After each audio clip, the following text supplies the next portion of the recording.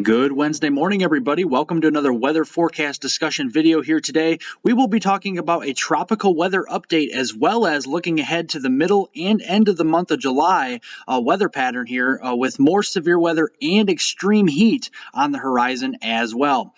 Welcome back, everybody. If you guys have not pressed the subscribe button, I definitely would encourage you guys to do so, as well as like the video here after the video is over, as I have some very good weather content here throughout the video here. So definitely stick with me. We are giving you kind of a tropical weather update here today. We are seeing kind of the Hurricane Darby continue to move westward across the eastern Pacific here, and then on its heels we have another system we're watching as well. Looking here at Hurricane Darby, it's starting to weaken here to a Category 1 hurricane and then eventually a tropical storm and then a tropical depression here as we head toward the Hawaiian Islands over the next couple of days. And you can see that here, the cone of uncertainty. You can see the hurricane status is expected with this system all the way through the wee hours of the morning here on your Thursday, and then starting to kind of weaken to tropical storm status and then tropical depression status as it moves south of the Hawaiian Islands toward the early portion of this weekend. And then behind it, we definitely have another storm system we're watching here with another tropical entity starting to become a little bit more favorable here across the eastern Pacific, just southwest here of the coast of Mexico, seeing kind of an 80% chance of tropical development in the next 5 days across this area. And this will kind of push to the north and west right on the heels of Darby as we head through the next 5 days or thereabout as well. And you can see that here on the satellite imagery, kind of a loosely organized area of convection here, some wind shear kind of ripping this apart right now. But as it moves over the warmer waters of the eastern Pacific towards the west-northwest, yeah, we'll start to see more of that tropical influence here with this system as we head through the next several days. So that is something to watch in the eastern Pacific. Moving over to the Atlantic here in the Caribbean and the Gulf side of things, yeah, we see kind of a lower end chance here of development across the northern Gulf of Mexico from coastal Louisiana, coastal Mississippi, Alabama, and Florida. Kind of lowered the probabilities here of development just because it's so close to land. The National Hurricane Center did actually lower this to a 10% chance of development over the next 5 days. So that is definitely something to keep in mind here across portions of the southeastern United States. Looking at the European forecast model here, run of all the precipitation here over the next couple of days going toward the midday hours here on your Friday, you can expect here an additional 1 to maybe 2 inches of rain from the Carolinas, especially the outer banks of the Carolinas. So places like Myrtle Beach, Charleston area, getting up into the outer banks there of North Carolina and extending farther west-southwestward here across Georgia, Alabama, and getting down here into portions of southern Louisiana and Mississippi as well. Looking here at the GFS, the American model, still kind of a similar picture across portions here of the Carolinas. Again, maybe a little bit farther inland, but we'll definitely see another additional 1 to 2, maybe 3 inches of rain here on the GFS model. So there's a little bit more agreement here in the models here. So the confidence is growing that this is going to become more of a kind of a flooding event across Florida and into portions here of the southeast over the next few days. And you can see that here, the Weather Prediction Center is predicting here a marginal risk here of flash flooding across portions of the Carolinas, getting down through the Atlanta metro here into Georgia, as well as westward into portions of Alabama, Mississippi, and Louisiana. A little bit higher of a probability of some flash flooding across portions of the New Orleans area, the Mobile, Alabama area, and the Northwest Florida Panhandle, where they have that slight risk for flash flooding across that area. And then looking off to the west, we still got that monsoon season continuing across the Four Corners, and that's where we got that marginal risk here as we head through the day today as well. And even looking here into your Thursday, again, that marginal risk extending across the monsoon areas across the Four Corners, and then we still got that slight risk across portions of the Mobile, Alabama area, as well as downstate Mississippi and portions there of the New Orleans region as well. And then a large marginal risk continues across portions here of Georgia, Florida, as well as the Carolinas as we head here into your Thursday as well. But looking back here onto the U.S. mainland, kind of your weather from coast to coast, you can definitely see a lot of severe weather here did occur across New England as well as the mid-Atlantic region as we moved through that Wednesday time frame or that Tuesday time frame. A lot of wind reports here, 438 wind reports across portions of the Northeast and portions of the Mid-Atlantic. 2 of those were significant. Here we had 67 hail reports. 2 of those were significant as well. A total of 505 severe weather reports were noted across the United States on your Tuesday. So a very significant day of severe weather across New England as well as the Mid-Atlantic on your Tuesday. But looking ahead here to this afternoon, we kind of got a stalled out frontal boundary across portions of the deep south, across the southeast United States here, and then into portions of the Red River near Texas. But across the southeast, where we got all that low level moisture kind of intersecting with that, stationary boundary, yeah, we could see some severe weather as we have that instability growing, and we have a kind of elongated area of a marginal risk of severe weather from the Carolinas all the way westward across the Atlanta metro, getting back westward here into Birmingham, Tuscaloosa, the Jackson, Mississippi area, and then kind of upstate portions here of Louisiana and eastern Texas, and portions like Shreveport, Alexandria, Louisiana, and then getting farther to the west here, just south and east of the Dallas-Fort Worth metroplex. A little bit more concerned here about a slight risk of severe weather across central Montana. This area has been hard hit already here the past couple of weeks, and it looks here like another kind of severe weather day potentially here as we head through the afternoon. Again, a slight risk across central Montana, and kind of going through the individual hazards here with the storms. You have a 15% or hatched area of severe and significant damaging winds across portions of central Montana. That's with that here 75 plus mile per hour wind variety. So that is something to watch as well. You still got that 5% chance of some damaging winds across the Carolinas, southern Virginia, and then westward here toward the Atlanta metro, Tuscaloosa, Birmingham, getting back towards Jackson, Mississippi, Shreveport, Alexandria, Louisiana, and then portions of East Texas as we head here into the afternoon today. And then here looking at the hail risk is kind of going to be confined up into portions of west central Montana with kind of that 5% chance here of hail across those areas as the instability really starts to grow. And you can see that here on the vorticity signature. Here we got kind of a ripple in the jet stream across portions of the northern Rockies, and as that pushes to the east here, it'll start to bring some more shower and storm activity across portions of the Intermountain West and the northern Rockies as we head here into this afternoon. And you can also see on the vorticity signature here kind of a stalled out front here, that stationary boundary continuing across the southeastern United States as we head here into the evening hours here today as well. First off, looking up here to the north across the northern Rockies here, you can see some scattered showers and storms developing here as we head toward the mid-afternoon hours, so about 2 or 3 o'clock this afternoon. But then as we kind of move toward the evening time frame, that dinner time frame, the 5, 6, 7 o'clock time frame here across central and western Montana, yeah, we're starting to see some more kind of organized shower and storm activity as we head during that time.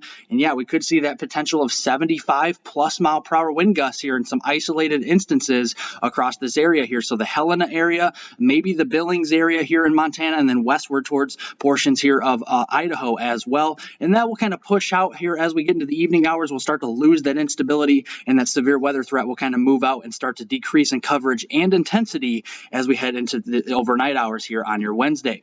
Well, looking kind of at the accumulation of the precipitation out there, yeah, probably not seeing much rainfall here. A couple spots, maybe up to around an inch of rain if you can get under a good, torrential downpour across portions of central and western Montana. But other than that, probably not seeing too much, significant rain out there across this neck of the woods on your Wednesday today.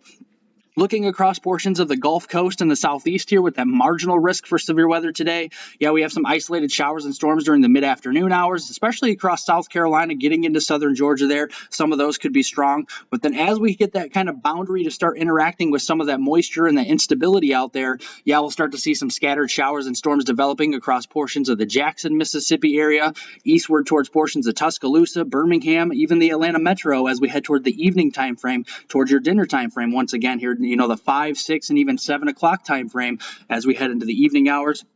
But then again, as we lose that peak instability, that peak daytime heating across these areas as well, we'll start to lose that storm activity as we head into the overnight hours and into your Thursday morning.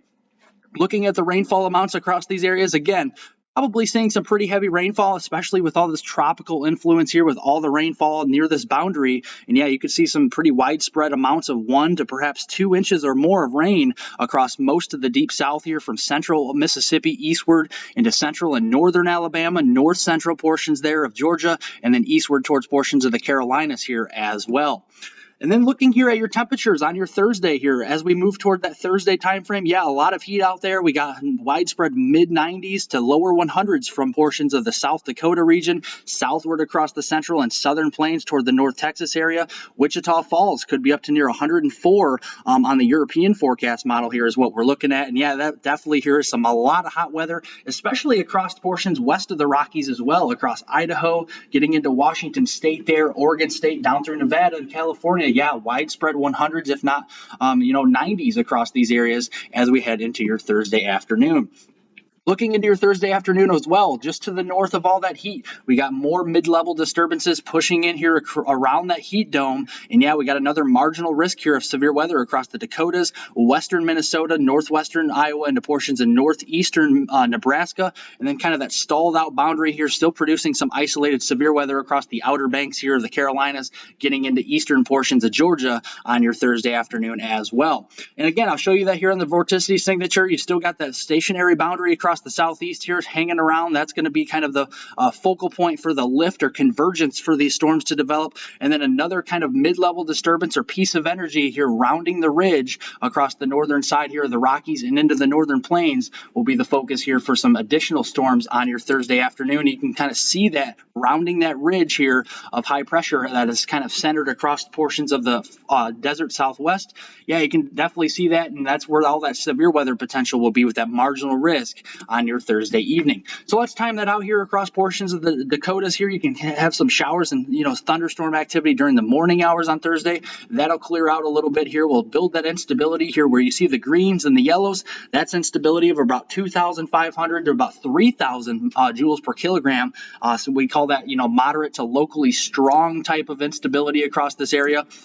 And that will fuel some of the strong thunderstorms toward the Canadian border into North Dakota as we head here into the evening hours on your Thursday. These will dive to the southeast, kind of right along the instability gradient here into portions of the eastern Dakotas and western Minnesota as we head into the overnight hours here and into your Friday morning. Again, another kind of bout of some heavy rainfall with this activity as well, especially across eastern North Dakota and then getting into western Minnesota there, and an additional 1 to 3 inches here with this complex of storms as it dives to the southeast during the overnight hours here on your Thursday.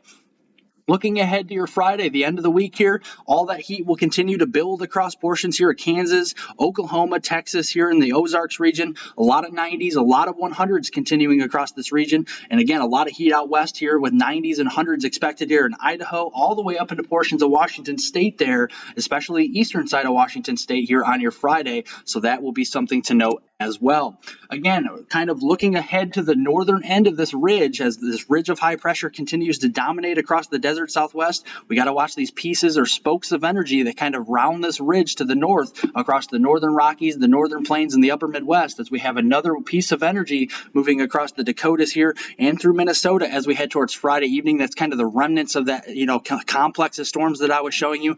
That I'll continue to dive southeast here across the Chicagoland area, getting into northern Illinois, eastern Iowa, and portions of northern Indiana as we head in towards that Friday evening and Saturday morning time frame as well. And you can kind of see that here in the Friday morning time frame. This is kind of the NAM model showing a complex of showers and storms moving across portions of the middle Missouri Valley and the western Great Lakes as we head toward that Friday morning time frame, getting toward the midday hours. And then here, as we head into Saturday, we have still more of that heat kind of compressed way down to the south here, and still some heat moving into portions of the western United States. A lot of 90s, a lot of 100s across this region. And again, we'll start to build this heat. And again, as we build the heat, we'll build the instability, kind of that CAPE, convective available potential energy, as we call it, for thunderstorms on the northern end of this ridge. And that's where we'll see more of the storm activity. And then as we get into next week, as we get in towards that Sunday time frame, yeah, we'll really build all that heat all the way up into southern Canada, southern portions of Alberta, central and southern portions of Saskatchewan, as well as southern Manitoba. We could be seeing temperatures heating up well into the 90s all the way up into these areas, as well as we head in towards that Sunday the 17th time frame. And then as we kind of look forward towards that 6 to 10 day temperature outlook here that the Climate Prediction Center does forecast, the July 18th through the 22nd period, there's a likely probability of some well above normal temperatures across most of the center of the country as we head during this time frame. And again, while we have that strong ridge in place, probably not going to see much of lifting air. We're not going to see a lot of lift with all these thunderstorm complexes. I mean, sure, you'll see some thunderstorm complexes revolving around the ridge, but as this kind of builds more northward into portions of southern Canada, we'll start to shut down that storm track as it shifts farther to the north towards central Canada and eastern Canada as well. We'll still have that monsoon season continuing strong across the desert southwest here, and then kind of that tropical influence across the east coast coast down through portions of the southeast during this period. Again, that's from July 18th through the 22nd. And then looking even farther towards the kind of the end portion of July here, July 20th through the 26th, still likely well above normal temperatures across most of the United States during this period. And again, a lot of dry weather across that area as well, in exception to the monsoon and the desert and portions here of the southeast United States as well.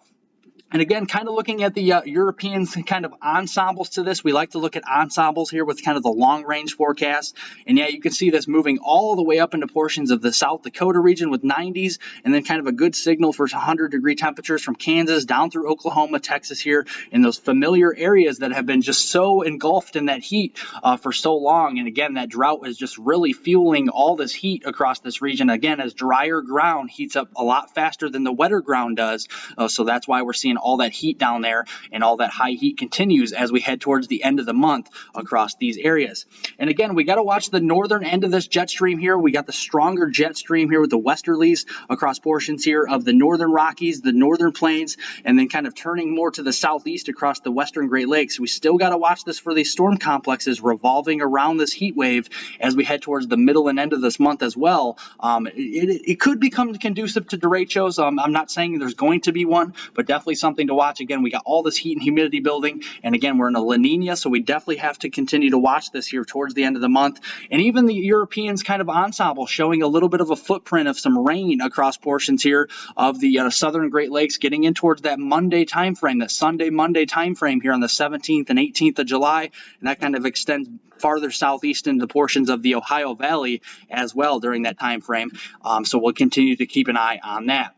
Thank you for watching my video. Do be sure to like my video, give me a thumbs up below here, as well as comment here and give me questions down below as well in the chat, and I'll be able to answer those as soon as I possibly can. Do remember to subscribe to the YouTube channel as well.